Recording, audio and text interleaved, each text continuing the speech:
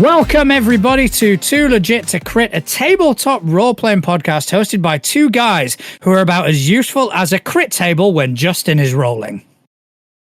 No. Crit fails. We need that table. Yeah, but it was useful in the sarcastic sense. It's still useful because you still need your crit fails. Yeah, it's but now successes you don't need. Let me have my joke, motherfucker. I've waited 3 weeks for that. I know, but yeah, no, I mean, it's pretty accurate because that's the thing, right? I don't even roll ones very often. It's like twos and threes. That's how annoying it is. I don't even have like the critical fail thing going. Like, no, it's just I will fail. Yeah. Just fail across the board. You even fail at failing. Yeah. I fail. Yeah, I just fail. My name is John Santana. I'm still Justin. Happy New Year, Justin. Happy New Year, man. Yeah, it's crazy, man. First one back in the new year. It's mental. First one back. How was your festive period? It was good. Spent some time with family and that. And then I went out for New Year's. And saw the new year in with some good people. So that was quite fun. But yeah, no, it was pretty good. Little one got horrifically spoiled by the grandparents, as expected. Sort of doing the passing the presents round on Christmas morning, and it was like 2 presents for my brother, 2 for my dad, 2 for my mom, 2 for me. Mountain the size of a sofa for my daughter.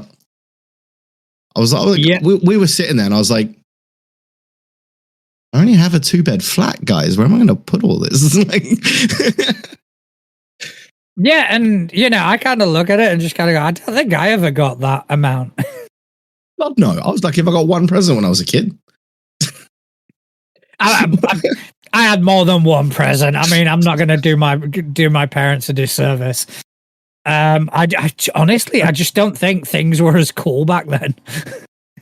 No, I think as well, like, part of what it is like from the ages that you can like probably remember, right? Because obviously when you're very young, you get like a shitload of like kids' toys and stuff like that. And then as you get older, you tend to get like a more expensive present.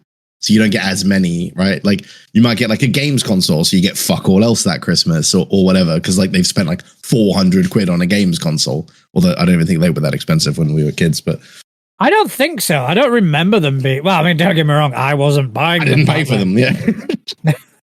But yeah, I don't think they were there in the 400 quid range. No, they weren't. I think when I bought my Xbox 360, like way back when, my 360 Elite, I think it was like 200 quid. I mean, it's still a sizable chunk of money, especially like, I was 18 at the time, something like that. I can't even remember when they came out now. Yeah, I remember buying the Xbox 360 Halo Edition. And I think that was, because we're going into euros, I think that was 200 odd euros. Yeah, it's about that, yeah. So, I mean, they've definitely gone up in price, but the quality has also gone up, so. Yeah, and it's supply and demand, isn't it? Exactly. If people are prepared to pay for it. How is your season of joyousness? It was really good. I spent it with the kids. I spent it with the partner. New Year's Eve, saw that in. Saw Rick Astley absolutely fucking butcher some AC/DC, which pissed me off. I wasn't going to talk about that. That was my first fucking enraging moment of 2024. Well, I mean, he also broke his promise to everyone because he let us all down. He let the nation down. And more importantly, he let himself down. He did. I'm not mad. I'm just disappointed. The moment you shook me all night long started, I went, nope. No. That's it. The year is ruined. We got off to a great start. It's over already. Let's try again next year. He already did Never Gonna Give You Up. Why fucking carry on after that? Nobody cares. Exactly. About Rick at that point, like once you've rickrolled the nation, who cares, right? Yeah, I mean that's it. Why carry on? You know, why? Oh, I'm going to start doing songs from other people and just, no, you can't sing AC/DC. No. Unless you're AC/DC. Can barely sing. Well, even they can barely sing AC/DC. And they wrote the song. No, absolutely. Just a quick one as well. Couch just put a Mega Drive 2 cost $250 when it first came out. So yeah, so it looks like 200-ish was about the mark for older consoles. Yeah, $250 for an old Mega Drive 2. Yeah. Jeez. Dude, the Mega Drive was sick though. That was my jam when I was a kid. My son has just been given for Christmas one of those compilation things for his Xbox. Oh yeah. And it's Mega Drive Classics. Mm. It's like, okay, this is what we're playing, dude. It's like, I want to play something. No, we're playing this. Did he like open it up and you were like, my time to shine? Like, this game. Oh, the worst part about it. It comes up like we put something like Shinobi on or whatever, and it came up and it was like, press start button. Daddy, what's start button? It's like that one. I almost died. I was like, part of my soul committed suicide. It was just. Well, I still remember. I showed my ex's son. I showed him a NES console, like a NES controller from obviously when we were wee little nippers ourselves. He asked me where all the other buttons were. I was like, no, that was it. We only needed two buttons, and most of the games didn't even use the other button. We had 2 buttons, and we were grateful. Damn it! We had left, right, and jump. That was it. That's all we needed. It's depressing because it's true. Yeah, but who else needs that? Who needs that? Could you imagine if a game came out these days and all you could do in it was move left, right, and jump? I would play the shit out of that. I mean, I would. And let's be honest, we kind of did, because I think that was like the whole premise of Doodle Jump when that came out on phones a while back. And that was a huge craze. So maybe that's what we need in the gaming market. I'm just going to write that down real quick. Yeah, we don't need anything. We don't need AAA titles. Fine. No, just jumping left and right. I mean, that's all you need.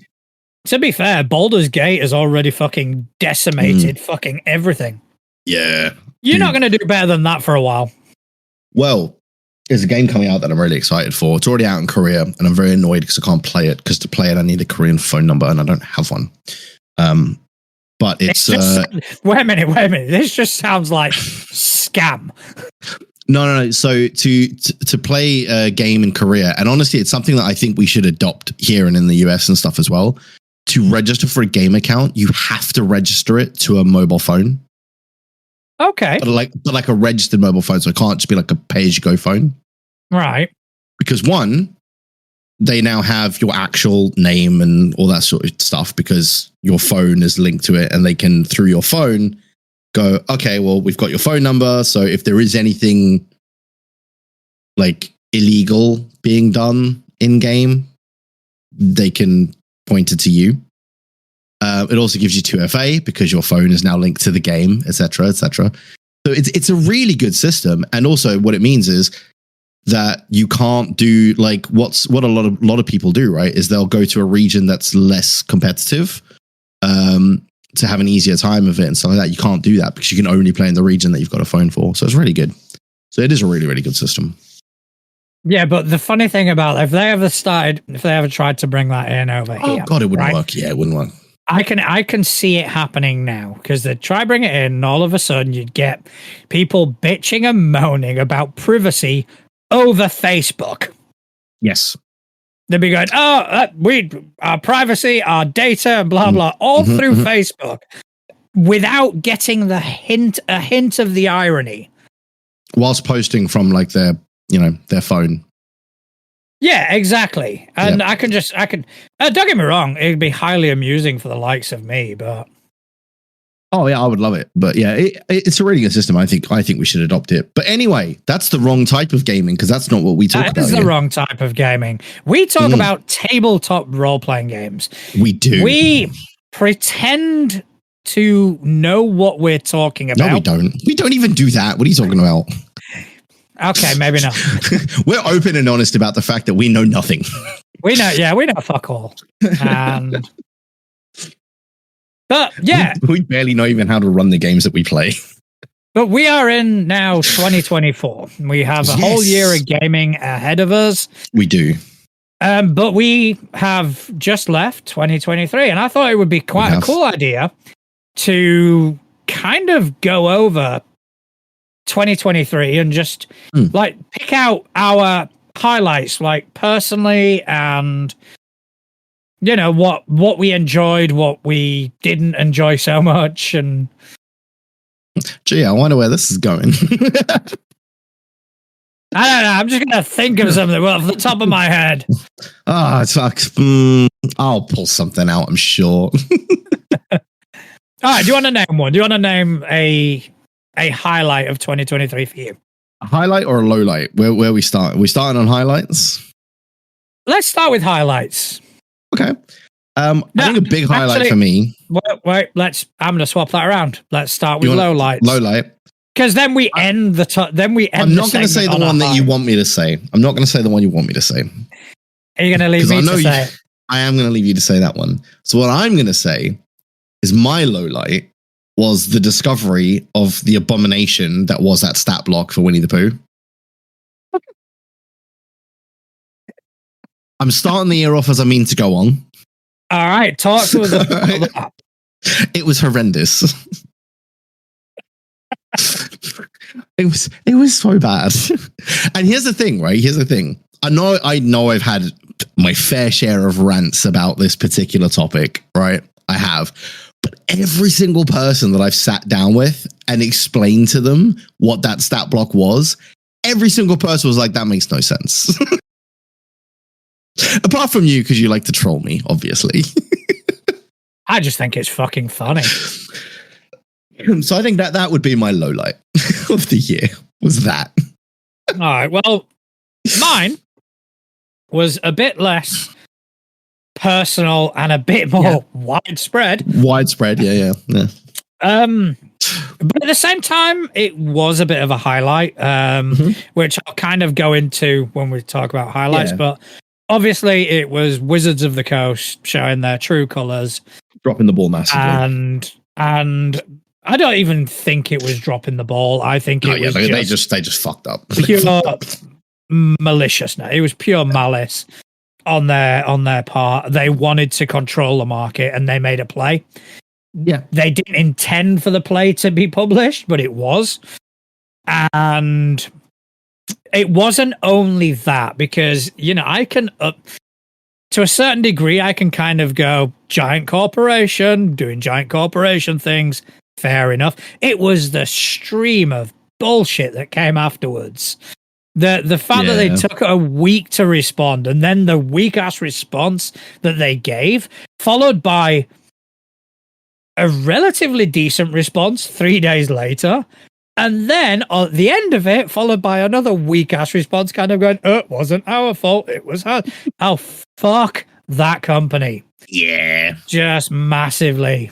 But yeah, I'm not even gonna try and defend it, because they fucked up. Like they really fucked up.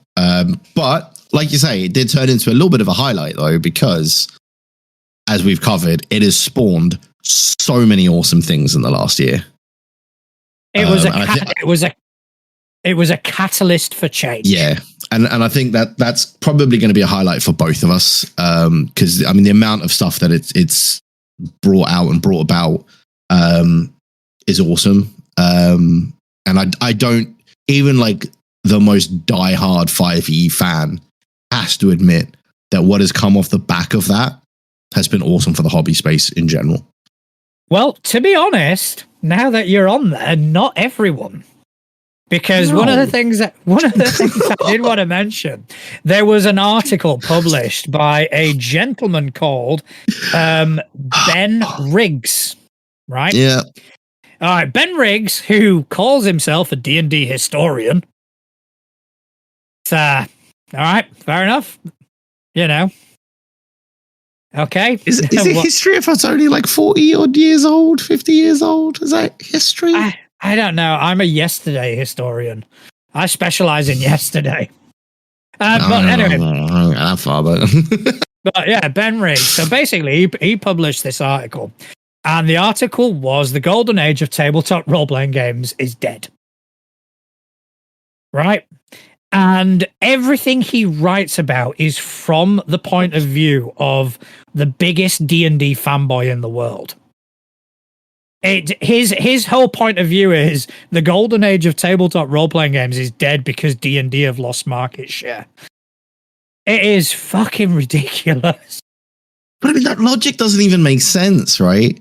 For D&D to have lost market share, that means that the hobby is expanding. Like, just by definition, the hobby has to be expanding for them to lose market share. Exactly. But I think what he's doing, because, I mean, one thing I will agree, there is a golden age that is dying, and that is D&D Monopoly. Yeah. You know, the golden age of I would absolutely D&D agree with that. probably I would absolutely agree with that. Yeah. But he's equating D&D to tabletop role-playing games. And it's like, nah, man.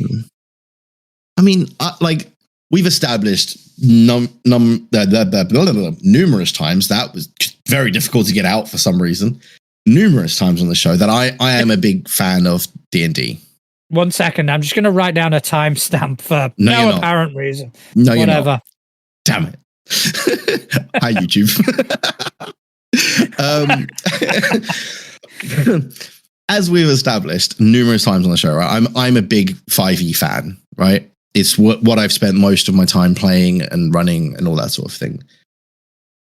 But like, even I have to admit that they fucked up, and the hobby as a whole is in a really, really good place. And we've covered it previously as well on the show, where we were saying that because we had that question about the golden age of tabletop role-playing game, and we both had the same concept of we're getting into it. Like, that's where we're getting into now. We are at the start of that golden age because everything is exploding and blossoming and turning into a huge, huge thing with so many entry points and access points that it's only going to be good for it right now. Yeah. So no, I agree. And that's why the whole LGL fiasco was a highlight as well. Because everything that kind of came off the back of it, even at like MCDM RPG, Tales of the Valiant, the Pathfinder remaster, and the Orc license, all these things came from this catalyst. Yeah. Yes, the catalyst was a shit moment, but it's led to so much good. And it also kind of, and there's nothing massively tangible about it, but it also showed the strength of this community as well. You know, where it was like, no, we're not divided. We may like different things, we may like different games, we may like different systems, but we all know we hate that. Yeah, we don't like that, and we're going to talk about it. And it was really good. So that was one of my highlights and one of my low points as well. I think though, like, because obviously I think the expansion of everything and the OGL and stuff, that was kind of a low light and a highlight for both of us. So I'm going to need a personal low light for you that isn't OGL related. And then we'll get into highlights, because I have my own highlight as well that isn't OGL related. Okay, a personal one. All right. To be honest, and I'm not gonna earn any favor saying this, but I think Tales of the Valiant was a disappointment for me. We expected a system, we expected our own system, and what we got was 5e with the serial number filed off. Yeah. That, and I've got another one for after. So, but yeah, that for me was a bit of a low point where they had an opportunity and it was squandered. Yeah. And I say that featuring in one of the books, but yeah, I think for me, like the personal highlight that I've had in this last year was discovering a couple new games that I found to be awesome, and I can't wait to play more. So one, obviously, we've spoken about it loads on the show. Fabulous Ultima. I think we could both agree that's probably been a highlight for both of us. Yeah. Fantastic system, fantastic game we're playing with Couch. And I absolutely adore that game. And I can't wait to play more. I think as well, also having now played Blades in the Dark, that was awesome. And that was so fun. So fun. And I'm so glad we can actually talk about it now because the episode's been out long enough that if you haven't seen it, it's on you. No, we had such a blast. And we did, man. And we're going to talk a bit more in detail about certain things in a bit. We're just going to get through these high points and low points first. That was a good one. I agree that the systems we've discovered. Another high, not my biggest high point of the year. I'm going to leave that to last. But obviously, back to Tales of the Valiant is actually being featured in one of the books. Yes. I never thought it would huge, happen. Man. That was so huge. Like, that was when you told me, I was like, I had like goosebumps and shit. Yeah, I mean, I just posted it because I thought, fuck it, why not? Why not? Yeah. And then obviously I got this email. It was like, congratulations. It's like, huh? Wait a minute. And my imposter syndrome was like kicking in, like going to fucking overdrive. It's like, no, this is wrong. They've emailed the wrong person. Well, I mean, speaking of imposter syndrome, we're back to segues. I love it. We've missed the segues. We have. I think another highlight for me has been this. Like, just this whole experience, right? I mean, we started this podcast because we were both like, hey, we both like talking. Let's talk and record it. That's literally how this started. Yeah. We did like a test session where you and me just hopped in like a Discord call for a couple of hours just to see if we could keep talking for that long. We're like, yeah, that was pretty good. And here we are, like 40 episodes later almost, still going with people that listen to us, which you guys are amazing. Yeah, like so surreal. So surreal. Yeah, I completely agree. This was going to be my biggest highlight of the year because this has like something that started as just two idiots waffling on about tabletop role-playing games. Yeah, has become such a big part of our lives now. It's absolutely, yeah. And the way we have not only grown in audience, but also grown in our determination to do this. Yeah. Because it was, okay, we'll put an episode out and just see how it goes. See what happens, yeah. See what happens. And then it was, okay, so why don't we start structuring this? Why don't we start looking at, trying to be a bit more professional? And then it went to, oh, well, why don't we start doing video? Why don't we start? And just the way it's kind of evolved. And with that is my next highlight, which would have been joining the Threads community. Yeah. Which has become because of this. Because, we needed sort of an outlet to advertise.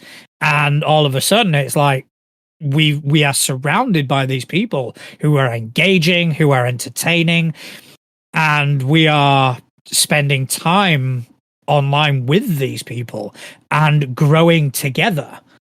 That for me is another massive highlight.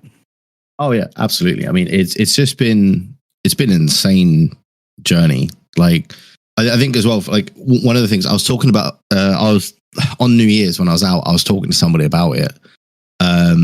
And it was just like you go from like our first episodes, right, where the mic quality was all over the place. We were peaking. We did as well as we could for the first episode because we had issues. There was lots of issues, but like you go from that to where we are now, it's night and day. I mean, I know both of us look at it and there's still bits like I'm looking at it right now and I can see that my camera's blurry and it's pissing me off. And there's little things that both of us are like, oh, I hate this. This is so bad.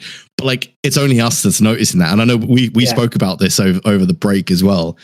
There's little niggly bits to us that are like, oh, this is really annoying. We need to fix this. But like, compared to where we started, it's night and day. So I think for me as well, like that whole, the growth of not only just like the podcast in general, to go from recording dodgy quality with like a headset microphone to like where we are now, live streaming the episodes, decent mic quality going, putting, like you said, we started putting structure into it. Obviously, we're going to go into a bit more detail, but like over the break, we sat down and we like talked about restructuring the entire show, basically, which is going to be awesome. And I'm really looking forward to that. But like just the level that we've gone from to where we are now is so big, but also looking from where we are now to where we can get to it's so surreal. Like, And I mean, that was really kind of presented to me in quite a tangible fashion when I was doing the clip shows, the crit shows, as I called them. Just because I started at episode 1 and I listened all the way through to episode 10. And for someone who hates listening to himself, that was rough. But yeah, the first painful. 2 or 3 episodes are difficult. You can definitely see an improvement in quality. And some of it is taking a bit more care in terms of post-production. Some of it is also investing. I looked at, I think it was when we were doing Critting the Nerdverse, where I saw my camera quality and went, oh no. I don't know, like, so I went out and I bought a much better camera. The same with the audio quality. The microphone that I had was okay, but it had suffered at the hands of my then 4-year-old who likes to sit at my computer desk and spin around on my chair and knock shit over. And so mine lives up there. And when I'm finished with it, I just mine does. Mine goes.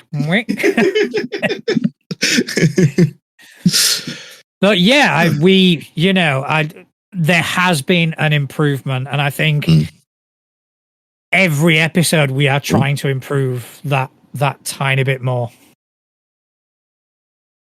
That was weird. It looked like I lost you for a second there, but I didn't. That was weird. Strange. But yeah, no, like, speaking of quality, and then the quality drops. There you go. That's what you call planning. It's not. It's really not. I wish we were that organized. But yeah, I think, that's... Yeah, go for it. One more high point, and I can't think of any more low points. So I think one more high point, and it has kind of informed things that we're going to be kind of focusing on, or things that we're going to, a direction that we're going to take.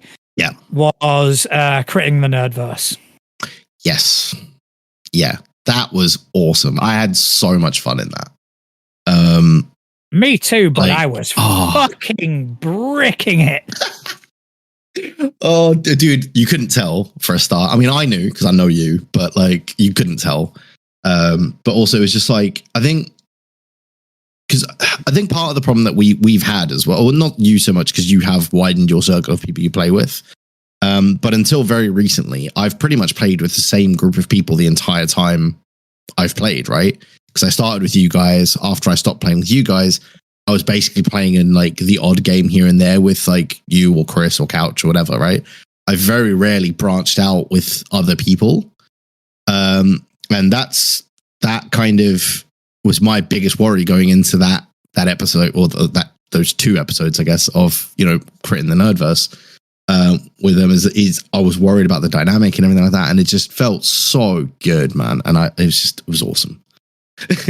Yeah, I watched it back. I watched both episodes back to back. My partner called me a narcissist, but she's right. When you're right, you're right. Yeah. But yeah, I watched both episodes back to back, and there are some genuinely funny moments in there. Just the way, and what I love about Blades in the Dark as a system is how off the rails it can get. Yeah. You know, I'm still very upset with myself.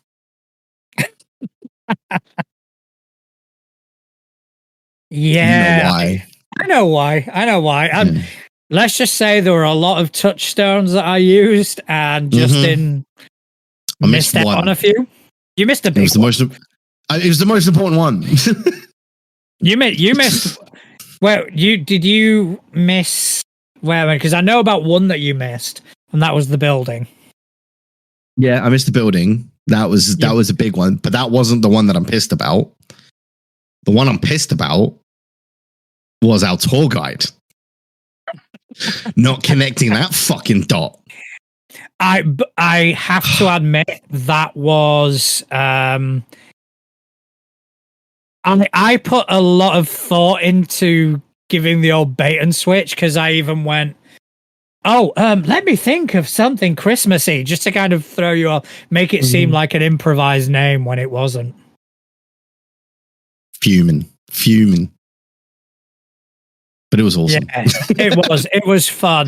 And I think that kind of leads us on nicely to, I think we should do some resolutions. Well, I actually haven't made any this year. Have you not?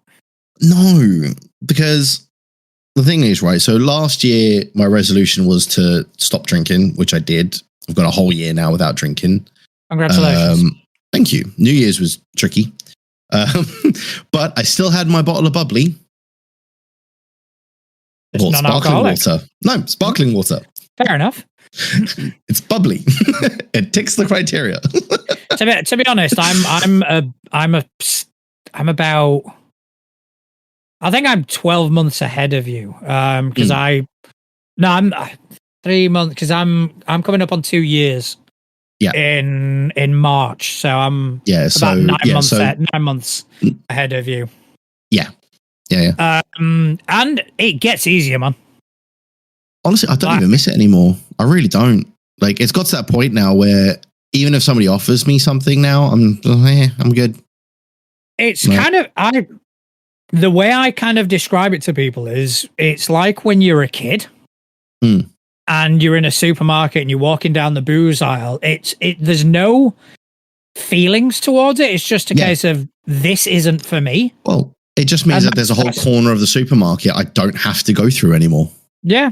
It's, but you've done a year. Congratulations. Well done, man. Yeah. So, I think with that in the bag now, I don't really have anything that I feel I need to change this year. I guess, I could probably cut down on these things.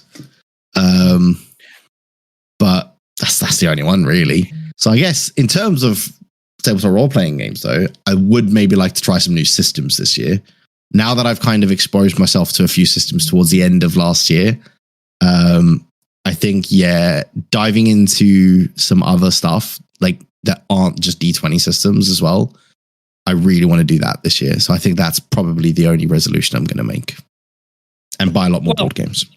Well, much like you, I don't make personal resolutions because I know I'm not going to stick to them.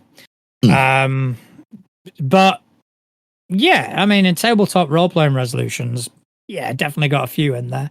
And now my tabletop role-playing life is intertwined with this show. And so the resolutions that I'm making, or should I say that we're making really, are going to affect this show and this brand, as it were, going forward. So I think we should talk about the slight changes we're doing with the actual show before we kind of go on to bigger things. So to start with, as you guys have probably noticed from the get-go, we didn't really mention the news. No. No news. There's a reason for that. Because this isn't the news.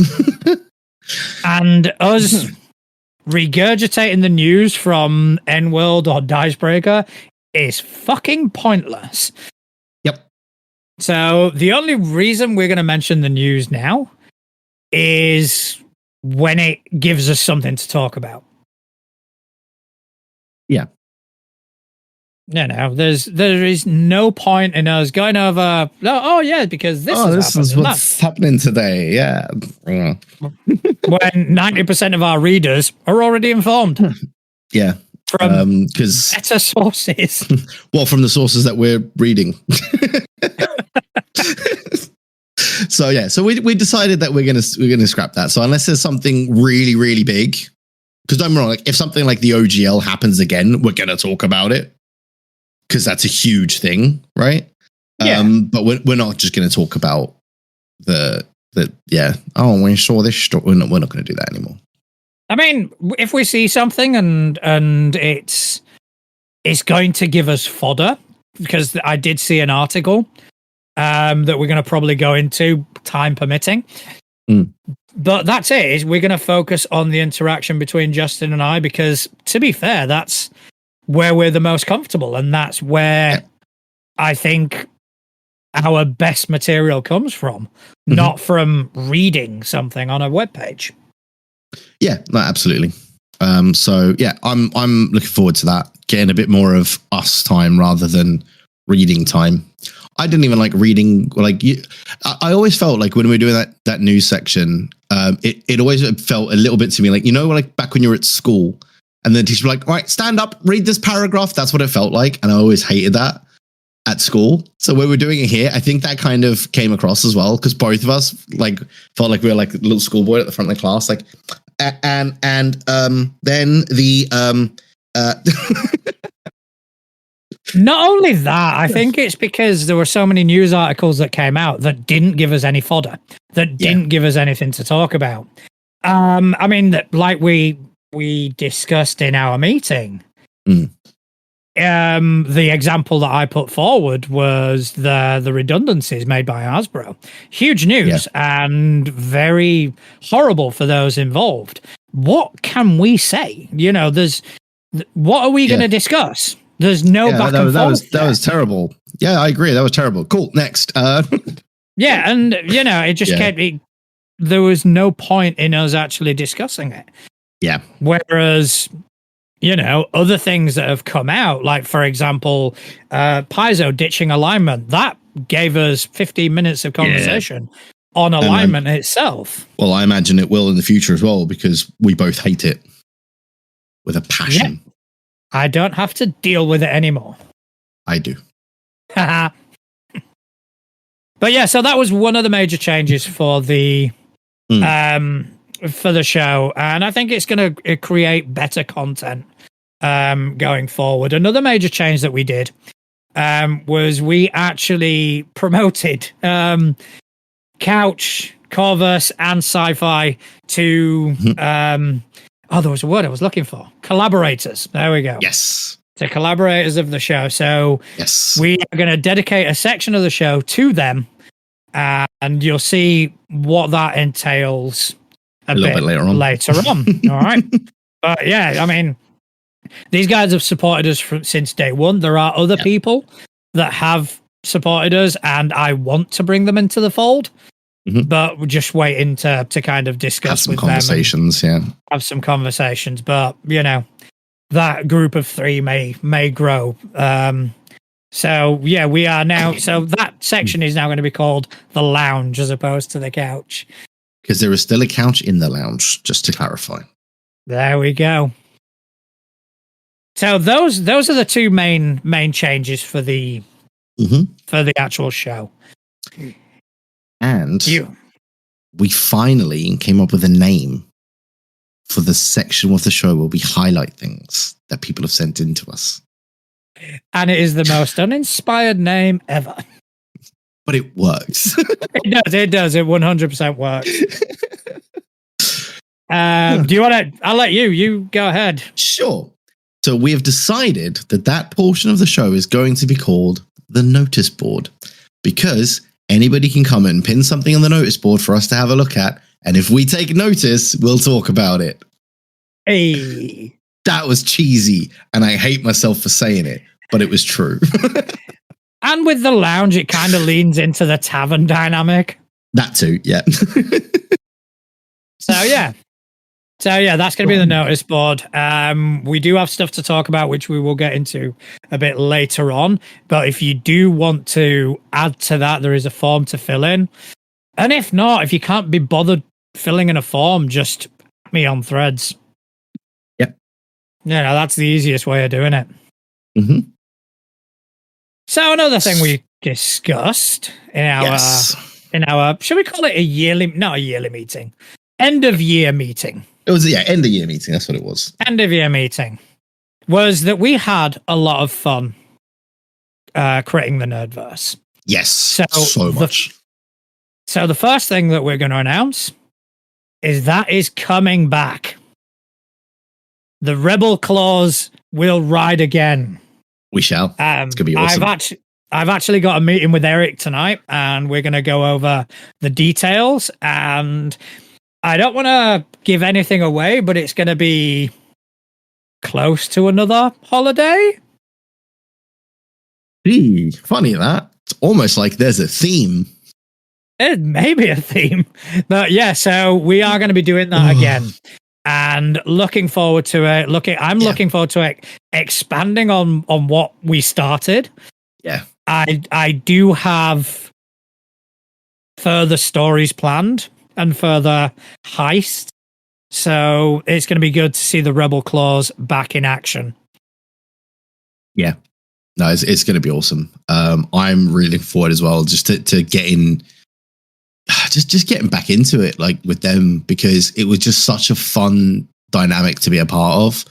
And the way that like we all just kind of naturally fell into the character roles that we had as well.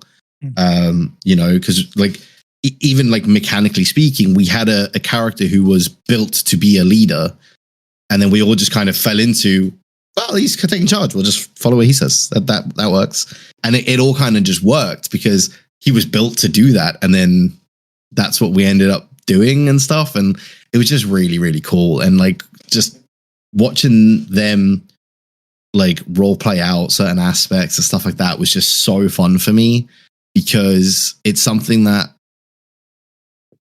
I've always, I mean, as you know, I've always really struggled with that. And like watching them kind of just really get into their character and stuff like that was just so much fun. And yeah, I'm really looking forward to doing some more of that. Well, it was actually discussions about that particular character that informed one of the concepts I've got for you guys going forward. Oh. And I actually mentioned it during the break, because I made a throwaway comment and about the character and about a popular culture staple that was very similar. And I didn't expect it to land, but I saw that I think a couple of you guys went, "Oh, good pull," sort of thing. And I went, "Oh shit, that's it. It's going to be done, man." So that's kind of what I'm going to lean into, and it's going to be great.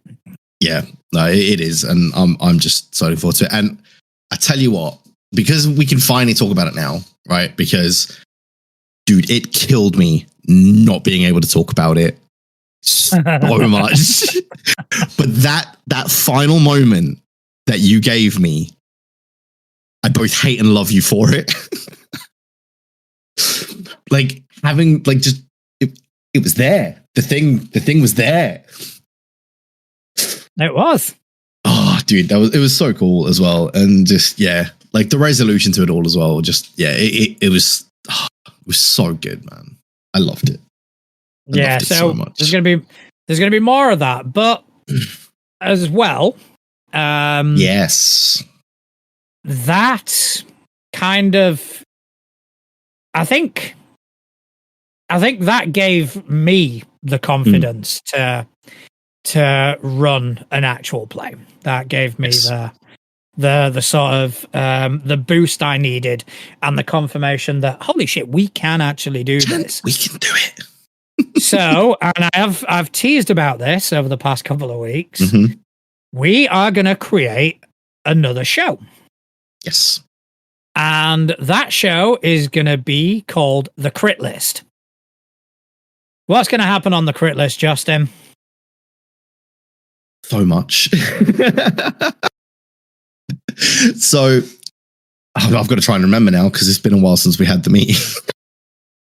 But what we're planning to do is, as we've had in the past, right? We've had people come on the show and tell us about the systems that they're working on and the games that they are creating as part of the kind of spotlight we've done in the past of some of these awesome things that are being introduced into the space. Now, having someone talk about a system is great. It's a great way to get eyes on it, whatever. And we both kind of agreed that an even better way to get eyes on a system to play it. Yeah, so we are going to start inviting people on who can run us through systems that we've never played before. Mm-hmm. And that the initial idea came from the fact that we have been adding system after system after system to our list, and it is it's becoming fucking ridiculous. It is. It's huge now. So that is what we're essentially going to go through. We are going to go through these games where these designers who have got these projects that they're wanting to get out there into the world, right? Come on, play it. Run us through a campaign. Run us through a one shot. Yeah. Let's get a couple more players. Justin and I will be playing, which I'm so fucking looking forward to. I don't get to play all that often, and yet we will be testing out these systems. We've got a few people already kind of lined up. Yes. Should we talk about one of them? Well, I mean, I think there's a couple we can talk about because one is a returning face to the show. I think we should talk about all four, to be honest. A returning voice to the show because we weren't doing video back then. Very true. Very true. So one is going to be a returning voice to the show and fresh face because obviously we'll be doing video. One I believe is also currently in chat. And the other two I can't remember without checking my notes. Right. So I'll leave those two to you. So obviously things are subject to change. Yes. Because we can't exactly plan for every eventuality, but ideally, the plan is, first of all, we're going to get Marlin on the show. He introduced us to his open source system, Bind. Yes. We were both very impressed. We were wanting to kind of run it ourselves, but with time constraints and whatnot, then it's just best if Marlin comes on. He's going to run us through a one shot. We have also got in the chat, as you pointed out, Stefan. Stefan is the designer from 13th Moon Games, who produce Covens and Crucibles. I may have got that the wrong way around.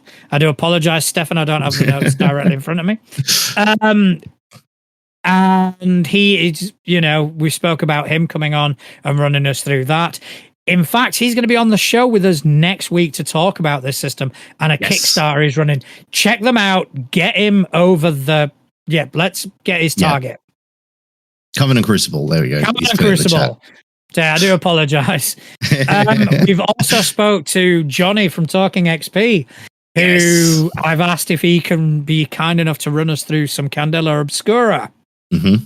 And our good friend Connell from Threads as well. He is a big Vampire the Masquerade GM.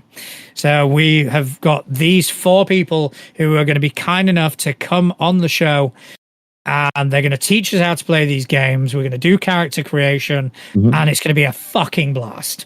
It's going to be awesome, and I can't wait. And it also helps us both with that resolution of playing more games. And getting through the credit list. That too, because it's so big now. It is so big now. It is, and it's just growing. This is like episode 39, and I think at the start we were adding like 2 or 3 games a week to it. And now it's a little bit less because we haven't been doing as much adding, but like it just scrolls for days. It does. And I mean, there are games on there that I've got that I'm never going to end up playing unless somebody steps forward. So we're going to start with 4 people. Hopefully we get to start recording maybe sometime next month, probably start releasing episodes early March. And yeah, that's going to be our second show, Crit List. Do we have any more resolutions there, Justin? Oh God, you got me thinking now. I know there is one more, but I've slept since then. Fair enough. I shall carry on. Right. Speaking of actual plays. Oh yes, I remember that. Carry on. Penny dropped. Later on in the year, it's not going to be anytime soon because there is a lot of work beforehand involved. We are going to be starting an actual play campaign. I'm going to be GMing. Justin's going to be playing with some other people that we're still kind of figuring that out. Yeah. And it is going to be my homebrew world that we're going to be doing. The one I've kind of had on the back burner for some time, but now it's time to kind of dust it off and get to it. We are going to be using Forged in the Dark. So we're going to be heavy on Blades in the Dark. In this case, I think the first iteration of it, I'm looking at Hack the Planet, which is a Forged in the Dark cyberpunk system. And we're going to be kind of playing that, and more details to come. That's not going to be for at least third quarter of the year. But that is something that is currently being worked on. So, and this is all thanks to you guys. This is all thanks to the love that we've been shown and all the support that we've given, that has given us the courage and the drive to kind of go, you know what? Let's do this. And, absolutely phenomenal. It's awesome. I'm so excited for this year. I really am. Yeah, me too. It's going to be so fun. Yeah, definitely me too. So speaking of this year, I just want to kind of address this quickly because I thought it'd be a quick little side conversation we could have. N-World, I think it was N-World, was doing a best of 2023. Best of 20, most anticipated, of 2020. I was looking at the wrong fucking notes there. Most anticipated game systems of 2024. 2024. Okay. Yeah, so a lot of the things that were mentioned, a lot of things that we have covered this year are on this list.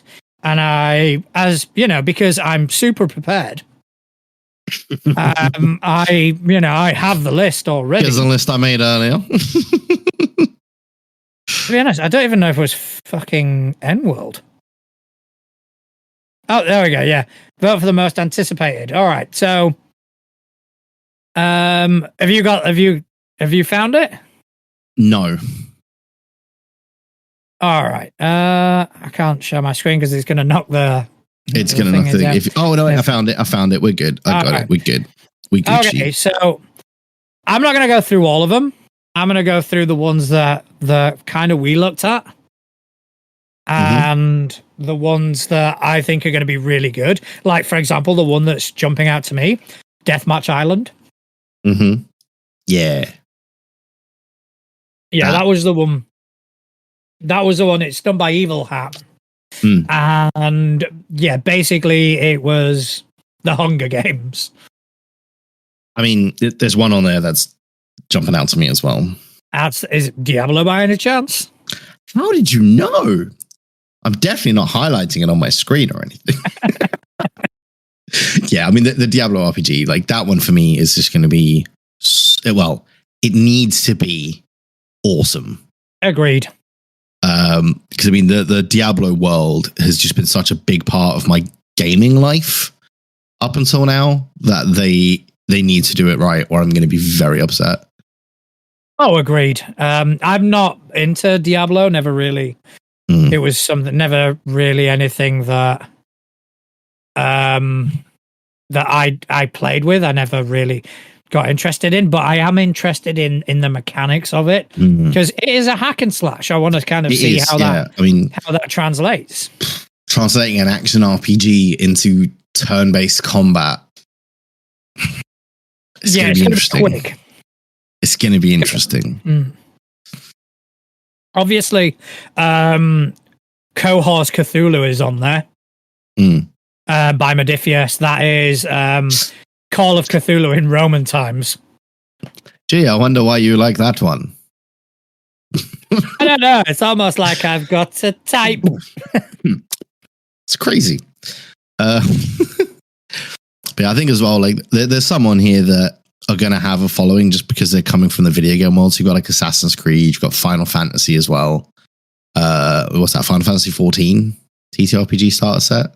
That's going to need to deliver as well. Because that, similar to Diablo, Final Fantasy fans, and I know that we've got at least one in chat right now. I don't know who you're talking about. Stefan, they are a different breed. Final Fantasy fans, much like Diablo fans, are a different breed. And if you fuck with their IP and it's not good, it will end badly. I mean, to take Diablo as an example, I don't know if you saw when they tried to release the mobile version of Diablo and the backlash that Blizzard got for that. Yeah, I remember you telling me about that. Mainly because we were all expecting a Diablo 4 announcement and they're like, oh, here's Diablo on your mobile. And when everyone was like, the fuck is this? Their response was, what, don't you have phones? Like, not the point. Do you know what my problem is with the Final Fantasy 14 RPG?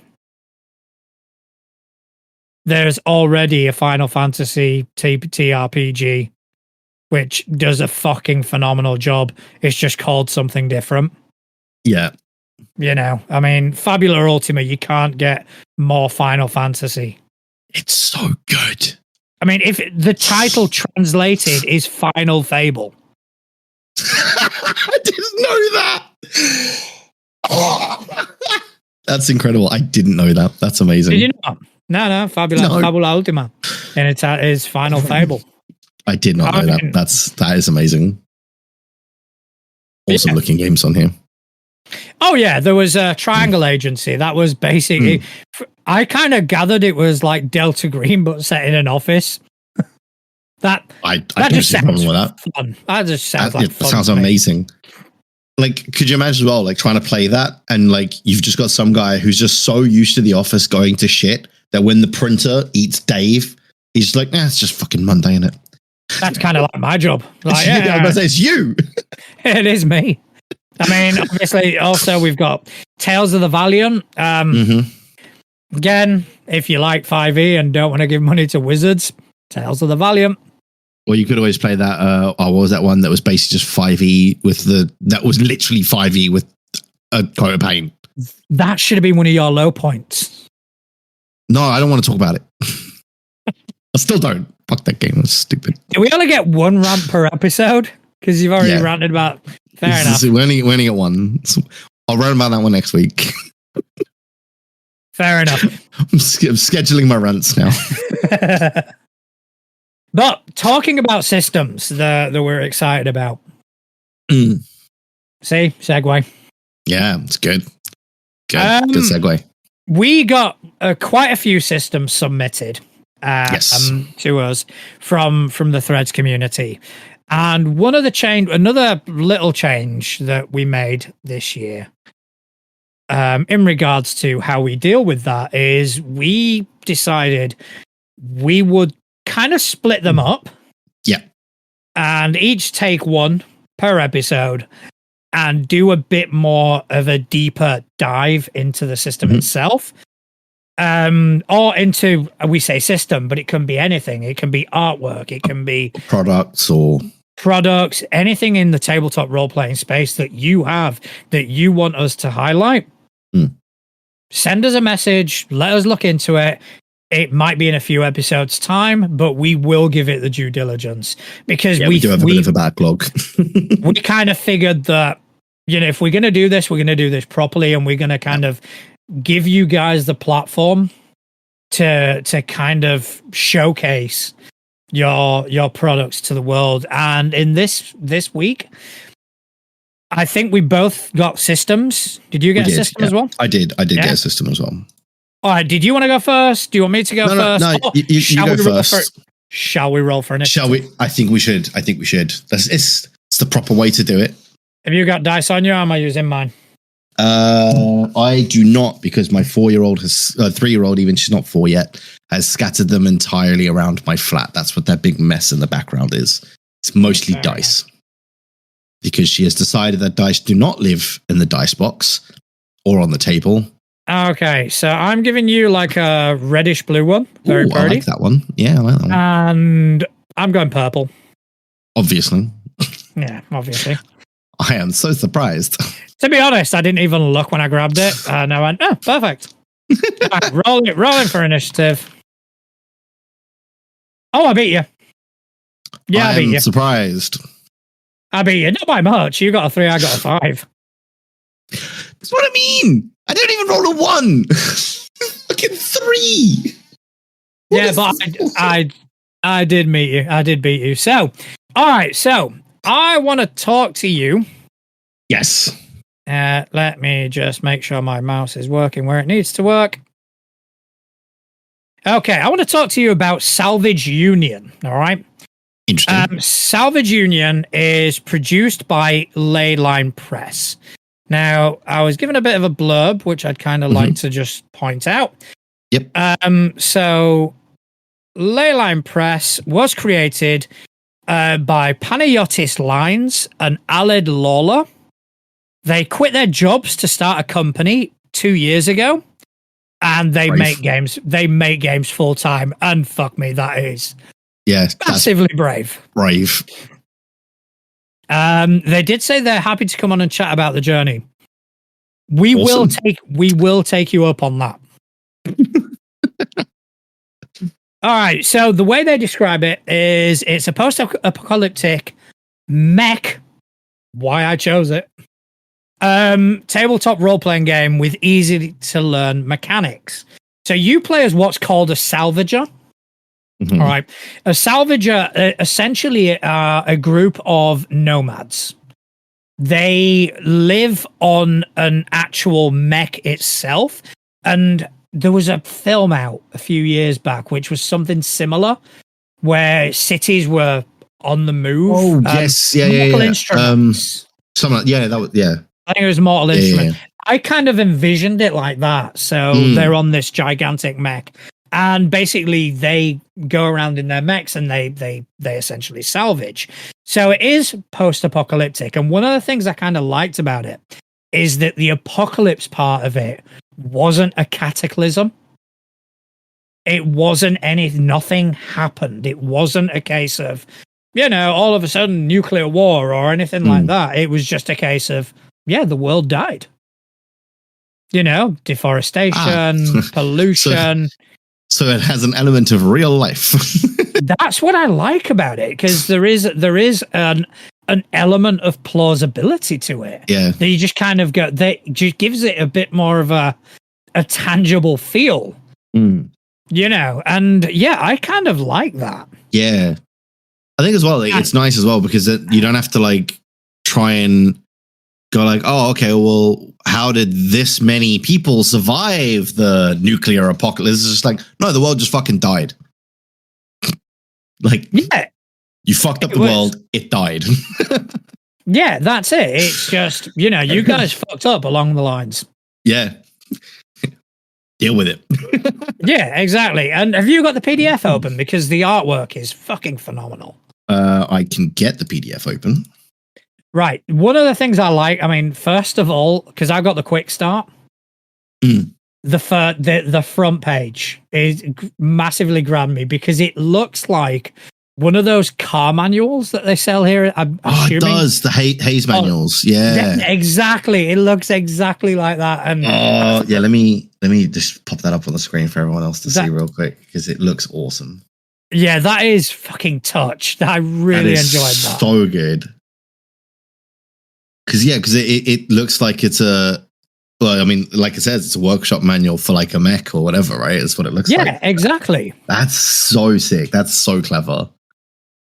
So you've got this world which is post-apocalyptic. It's similar to Earth, and it's kind of like a few hundred years in the future. And yeah, again, it was destroyed by a combination of global warming, deforestation, pollution, nuclear fallout, endless war.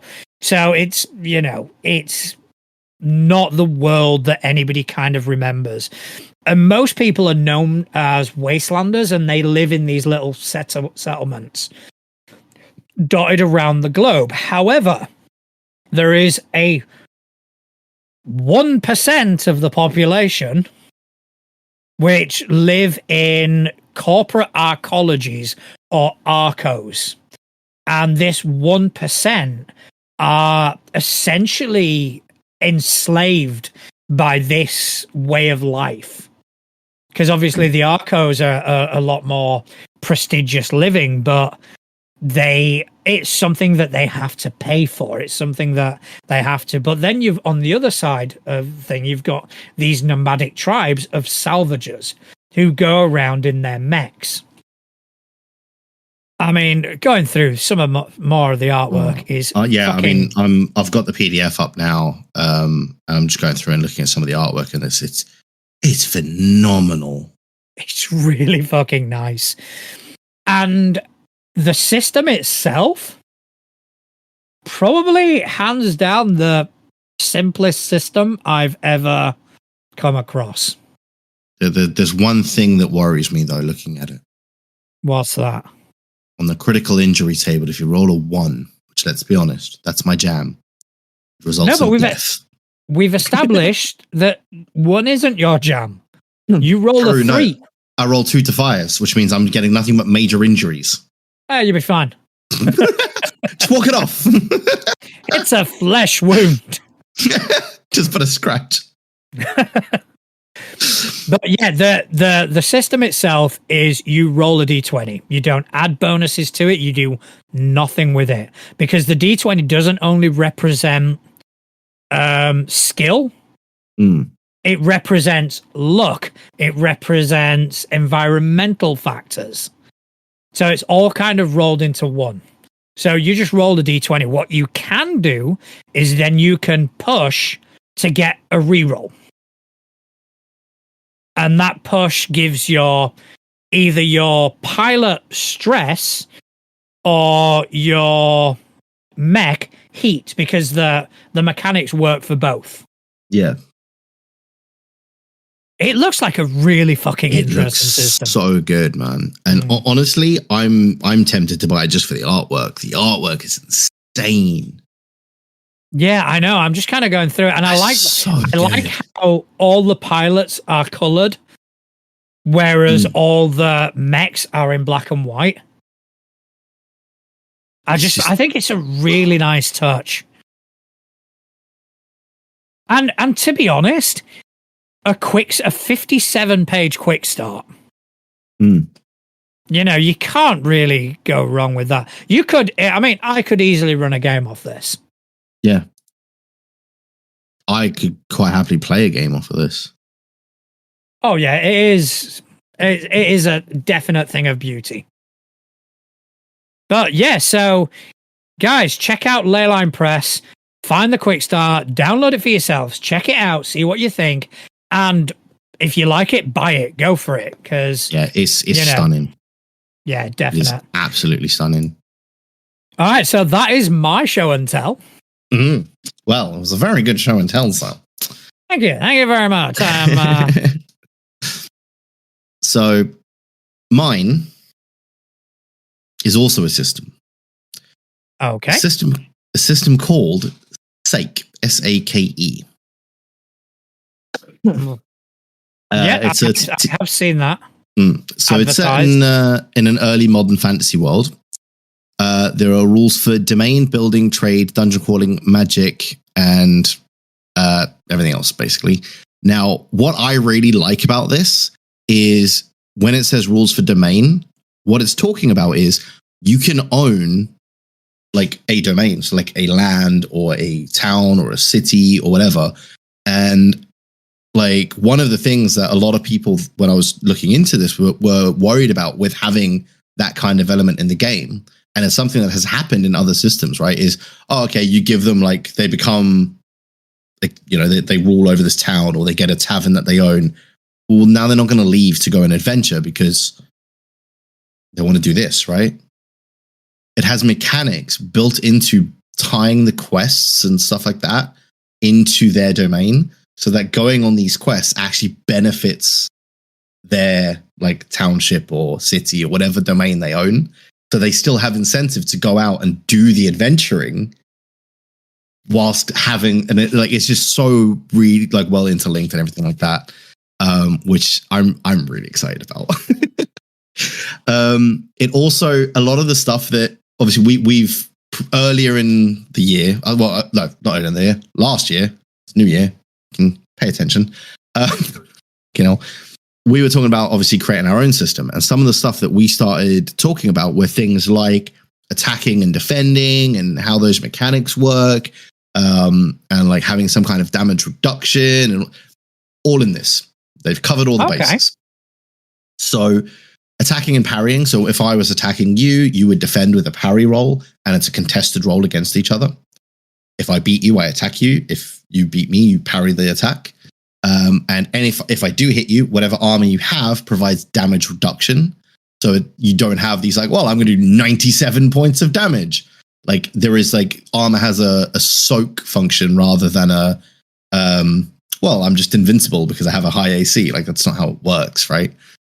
Which is one of the things that we wanted to capture. Like so it has all of that built into it because that's kind of what armor does. It doesn't make you immortal. It just means that you take less of a hit. So you still take the hit. It just hurts a bit less. So I really like that they've incorporated that. And the combat is broken down into 10-second rounds rather than 6. So there's a bit more time, I guess. So that's pretty cool because I always felt like the 6 seconds was a bit arbitrary. So it's like 10 rounds to a thing, but like why 6 seconds? Like, I think it is 10 rounds. I think it's because of the 10 rounds to a minute. Yeah, but it just means this is 6 rounds to a minute. It's a similar sort of thing, isn't it? But 10 seconds around just kind of, it sounds better to me. That's just a personal thing. I prefer the sound of that. But what I really like is the way that XP and stuff works. It's not, oh, you get XP, you level up. Grats. XP points are like a currency. So you use your XP points to buy like a level in this, or you can use it to get better spells, power up your spells. Your EXP becomes like a second currency. So it's not just gold for items and then you level up and get more powerful. You can, a bit like the old RPG games, like video games and stuff, where you assign like points into here when you level up, points into here when you level up. It's kind of built that way. So you can have a lot more flexibility in your build because it's not just a set build path of level up. You have access to this now. Level up. Here's your next block of things. You can kind of design your character down the path you want from the get-go, which is really cool. So it looks really good. I mean, I've been going through their website and stuff for a couple days. So I'm gonna pop it up on the screen for everyone else to see. And what's the base system of it? It's its own system. Is it? Ooh. Yes. Oh, interesting. Yes. Which is why I'm really excited, because it would also tick my box of trying new systems. So it's due to launch on Kickstarter soon. They haven't released their Kickstarter yet. But just from the stuff that they have got ready to go, it already looks pretty cool. So you can see the artwork here. It's also got mechanics around like sailing the seas, being traders, being pirates. It's got all of these mechanics built into it. So you really have the flexibility to run any kind of game in it because there's stuff in there for that already. Like you want to be a trader, okay, and you don't want it to be sailing. Okay, we'll replace the sailing with a caravan. Like it's because the trading mechanics are all there. You'd just be changing the vehicle. And then the piracy thing still works because instead of pirates, you got bandits. It all kind of becomes interchangeable because the tricky mechanics of like, how does a trade run work? How does this work? How does that work? Is all taken care of. You're just changing the vehicle that you're using. So it looks really cool and I'm very excited by it. And as soon as the Kickstarter goes live, I will be putting something on the socials about it because it looks really cool. Awesome. Thank you very much. And yeah, guys, check out Sake and Salvage Union. Yeah. I've enjoyed taking that deeper dive into these and kind of looking into it and just kind of going, oh, that looks fucking awesome. Yeah. Well, I mean, just because like that's the thing, right? The way we were doing it before, we would have basically gone to the website and then like been trying to read it and convert that into sentence at the same time. Whereas doing it this way, we've actually been able to like look into, oh, okay, they've got stuff for this. And then we'd read something and go, oh, but how does that? Oh, they've covered it here. Like we can give that whole picture, which is, I and you know, I kind of like that. And I think that's how we're going to do it going forward. Again, you know, this is a bit of a learning process for us. And, you know, we're always going to try kind of make these improvements and, you know, try deliver the best show possible. And speaking of that, I think it's time to go and check out the lounge. I think it is.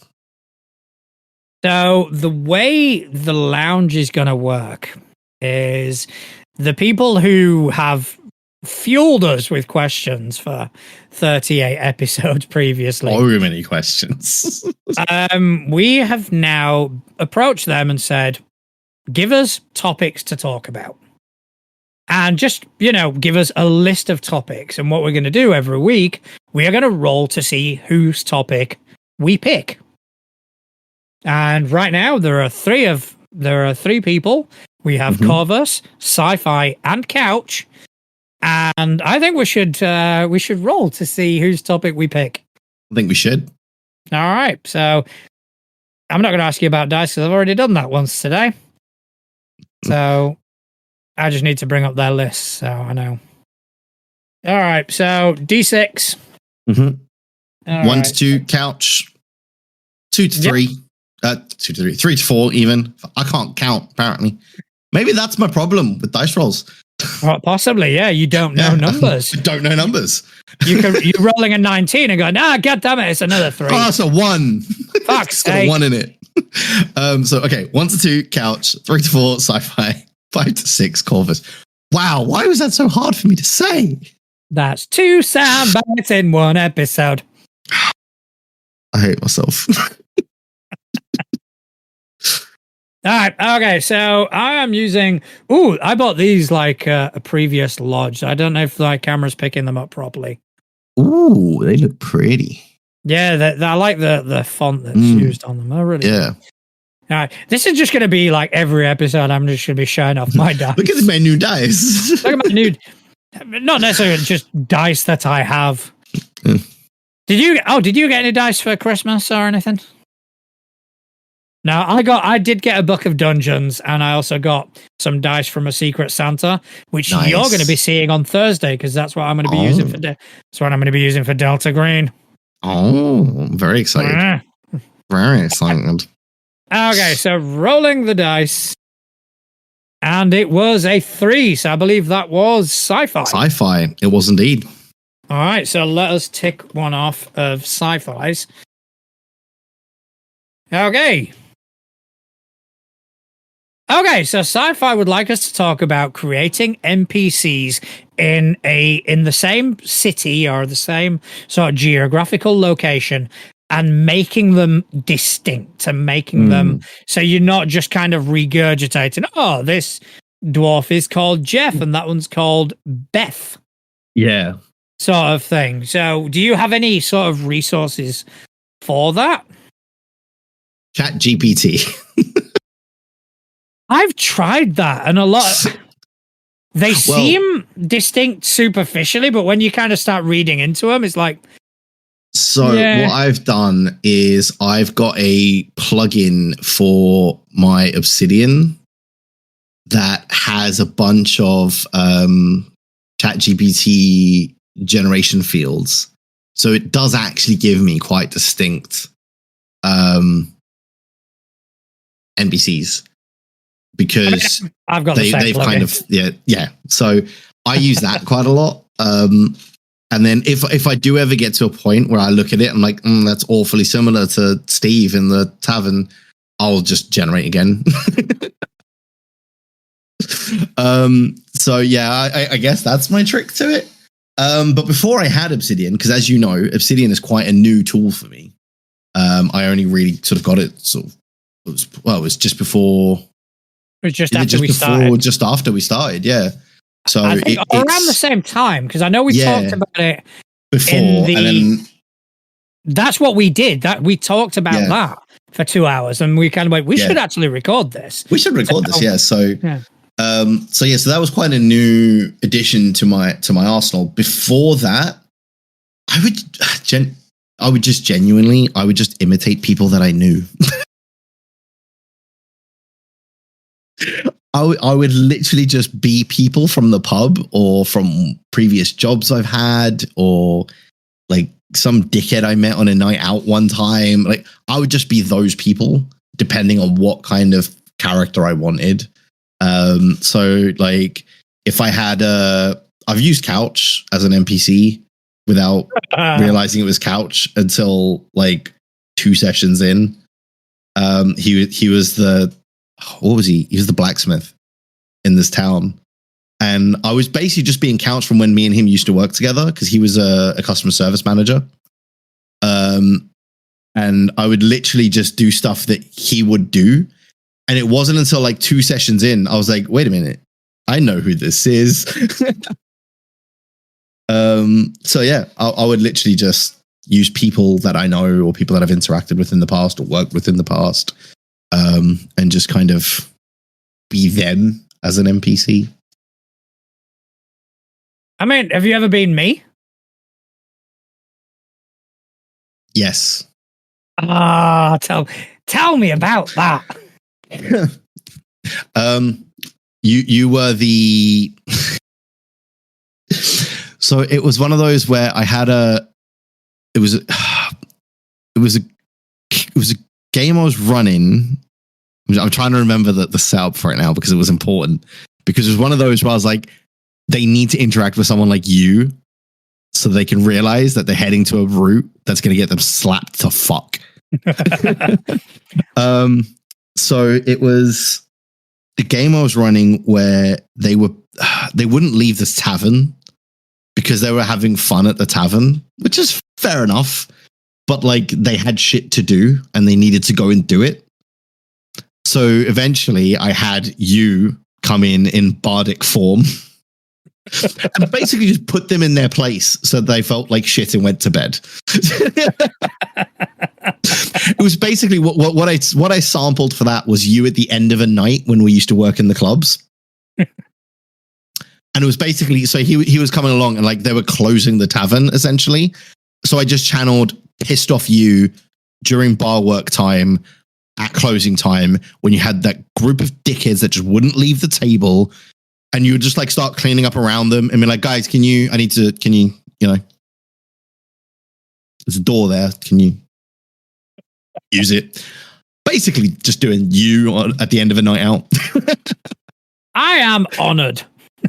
It worked. Couch in the chat has put IP rights.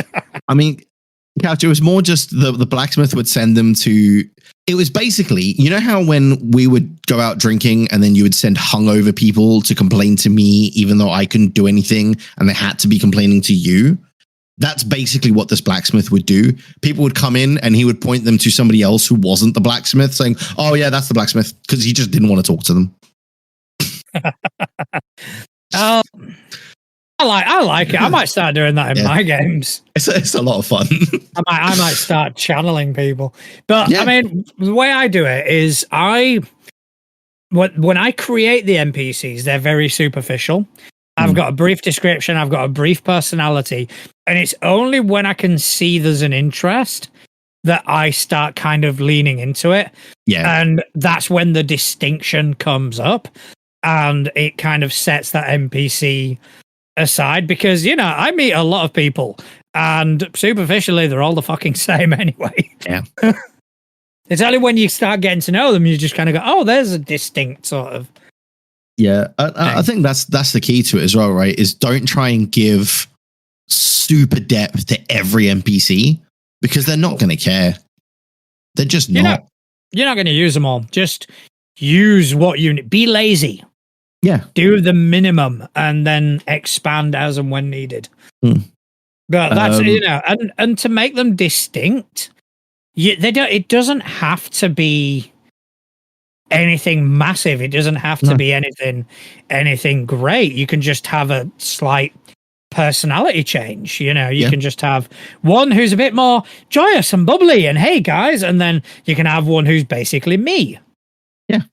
And just I mean, it could even be something as silly as just giving them like a little just like a little thing they do, right? So like personally me, I'm very handsy when I talk. I gesture a lot. And if I'm not, I tend to, like you guys have probably noticed from now that we're doing video and stuff, I tend to be like playing around with my phone or spinning around, or I'm always doing stuff with my hands. So just giving them like little personality quirks can also be a way to kind of make them feel a bit more fleshed out than they really are sometimes as well. Because then, you know, it then becomes more about do you remember that blacksmith that would like, he was always spinning his hammer? They don't care what he spoke like or stuff he said. It was just funny to them that he was always spinning his hammer while he talked. Just little things that. Yeah, those are things that people seem to kind of glom onto. The little sort of traits. I mean, you had I don't know, just a little quirk. Just a little quirk. I mean, case in point, if you watch Up, what is the thing about the dog you remember the most? Squirrel. That's it. You know, it's a silly little. It adds nothing to the story, but it's what you remember the most. I mean, using that same analogy, right? What can you tell me about any of the other characters in Up apart from the old man, the boy, and the dog?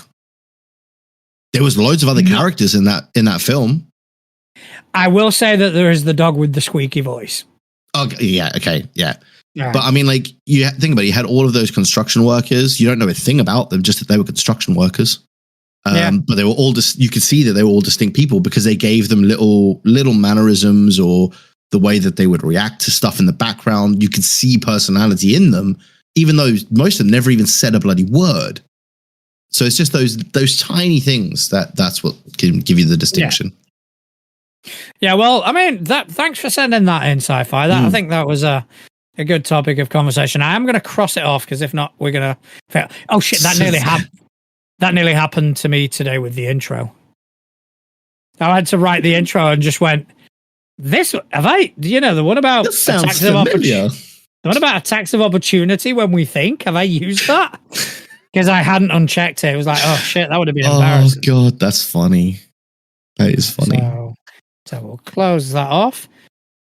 But yeah, thanks ever so much, Sci-Fi, for sending that in.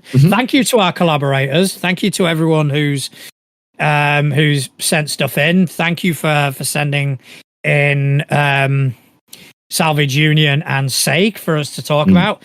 Fantastic systems. Yes.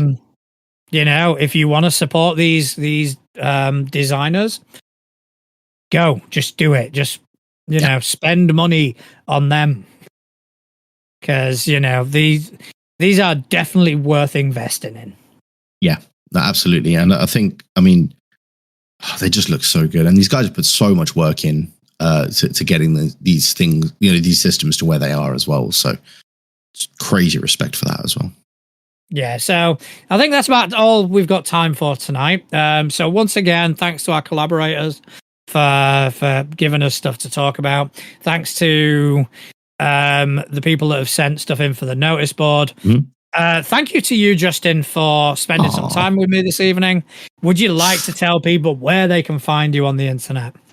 Yes, so I can be found most places at Just an Accurate TV. I also do stuff on YouTube at Just an Accurate as well, and obviously in our Facebook group and the Discord server. As for me, you can catch me at Natural Juan at Dice.camp on Mastodon. You can also interact with us on most of the social media venues. You can find us at Too Legit to Quit on Threads, Instagram, Blue Sky, and YouTube, as well as, like Justin said, the Facebook group.